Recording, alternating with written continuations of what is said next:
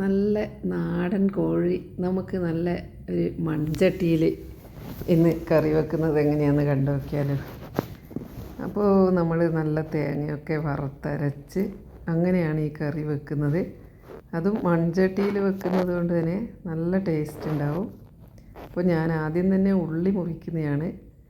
അപ്പോൾ എനിക്ക് ശരിക്കും കുറേ സമയം നിൽക്കാൻ കഴിയില്ല, അതുകൊണ്ട് ഇടയ്ക്ക് നിന്നും ബാക്കി സമയം കസേരയിൽ ഇരുന്നാണ് ഞാൻ ഉള്ളി ഇതുപോലെ ചോപ്പറിൽ വെച്ചാണ് മുറിച്ചെടുക്കുന്നത്. ആദ്യം നമുക്ക് എന്തായാലും ഉള്ളി വേണമല്ലോ ചിക്കൻ കറി വെക്കാൻ വേണ്ടി. അപ്പോൾ ആദ്യം തന്നെ ഉള്ളി ഒന്ന് സ്ലൈസാക്കി മുറിച്ചെടുക്കാമെന്ന് വിചാരിച്ചു. ഞാൻ ഈ തേങ്ങയും ഇതൊക്കെ ആദ്യമേ വറുത്ത് അരച്ച് വെച്ചിട്ടുണ്ടായിരുന്നു. ഇവിടെ ഇടയ്ക്ക് കറണ്ട് പോകുന്നുണ്ടായിരുന്നു ഇന്ന്, അതുകൊണ്ടാണ്.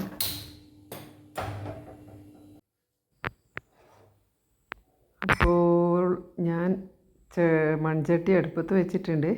ഇനി ഇതിലേക്ക് കുറച്ച് വെളിച്ചെണ്ണ ഒഴിച്ച് കൊടുത്ത് പച്ചമുളകും വെളുത്തുള്ളിയും ആദ്യം ഇട്ട് കൊടുത്തു. അതൊന്ന് ചൂടായി വന്നതിന് ശേഷം നമ്മൾ മുറിച്ച് വെച്ച സവാള, ഒരു 2 സവാളയുണ്ട്, അത് ഞാൻ ഇട്ട് കൊടുത്ത് പിന്നെ അതൊന്ന് മെൽറ്റാകാൻ വേണ്ടി അതിന് ഉപ്പിട്ട് കൊടുത്തിട്ടുണ്ട്.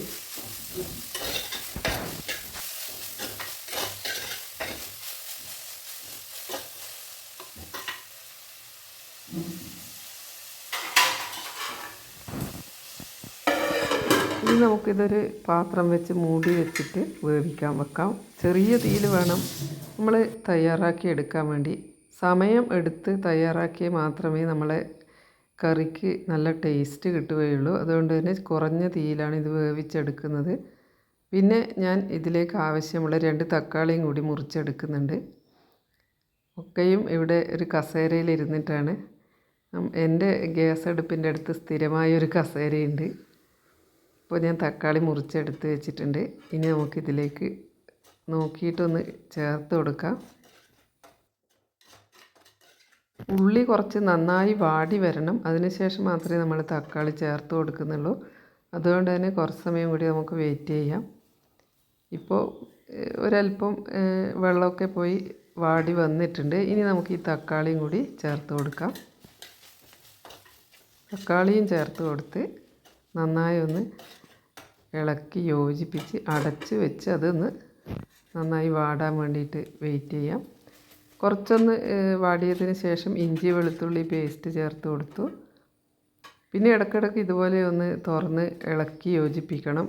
നമ്മുടെ വെള്ളമൊന്നും ഒഴിക്കാതെ കൊണ്ട് തന്നെ നമ്മൾ ഈ മൂടി വെച്ച പാത്രത്തിൻ്റെ ആവി വെള്ളം നമുക്കിതിലേക്ക് ആക്കിയിട്ട് ഇളക്കി കൊടുക്കാൻ വേണ്ടിയാണ്. അപ്പോൾ ഉള്ളിയും തക്കാളിയൊക്കെ വെന്ത് വന്നിട്ടുണ്ട്. ഇനി ആവശ്യത്തിനുള്ള മഞ്ഞൾപ്പൊടി, ഒരു 1/2 ടീസ്പൂൺ മഞ്ഞൾപ്പൊടി ചേർത്ത് കൊടുത്തിട്ടുണ്ട്. പിന്നെ കാശ്മീരി മുളക് പൊടി 2 സ്പൂൺ ചേർത്ത് കൊടുത്തു. ഞാൻ ചിക്കന് ഓൾറെഡി മഞ്ഞൾപ്പൊടി, മുളക് പൊടി, ഉപ്പൊക്കെ കുഴച്ച് വെച്ചിട്ടുണ്ട്. അതുകൊണ്ട് തന്നെ ഈ മസാലയ്ക്ക് ആവശ്യമുള്ളതാണ് ചേർത്ത് കൊടുക്കുന്നത്. പിന്നെ എരിവിന് 1 ടീസ്പൂൺ സാധാരണ മുളക് പൊടിയും കൂടി ചേർത്ത് കൊടുക്കണം. എന്നിട്ട് വീണ്ടും ഒന്ന് നന്നായി ഇളക്കി യോജിപ്പിച്ച് അതിന് ശേഷം നമുക്ക് ചിക്കൻ ചേർത്ത് കൊടുക്കാം.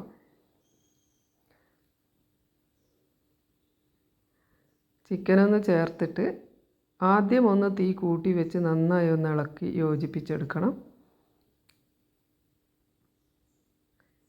അതിന് ശേഷം നമ്മൾ ഏറ്റവും ചെറിയ ലോ ഫ്ലെയിമിൽ വെച്ചിട്ട് വേണം നമ്മുടെ ഇത് വേവിച്ചെടുക്കാൻ. അങ്ങനെ സമയമെടുത്ത് വേകുമ്പോഴാണ് നല്ല ടേസ്റ്റ് ഉണ്ടാകുന്നത്.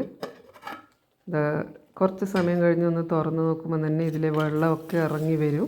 ചിക്കനിൽ തനിയെ തന്നെ ഉള്ള വെള്ളം ഇറങ്ങി വരും. നമ്മൾ വെള്ളം ഒഴിച്ച് വേവിച്ചെടുക്കുന്നതിനേക്കാൾ ടേസ്റ്റ് ഇതുപോലെ ചെറിയ തീയിൽ വെച്ച് വേവിച്ച് എടുക്കുന്നതാണ്. വെള്ളം ഒഴിക്കുകയേ വേണ്ട.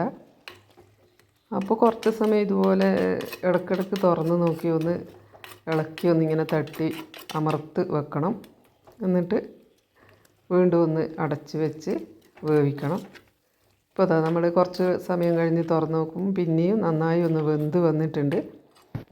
ഇനി ഞാൻ വറുത്തരച്ച് വെച്ച തേങ്ങ ചേർത്ത് കൊടുക്കുകയാണ്. ഇതിൽ വെളുത്തുള്ളി, ഉള്ളി, സവാള, പിന്നെ ഗ്രാമ്പു പട്ട അതൊക്കെ ചേർത്ത് വറുത്തതാണ്. അതിൻ്റെ വീഡിയോ ഞാൻ എടുക്കാൻ വിട്ടുപോയതാണ്.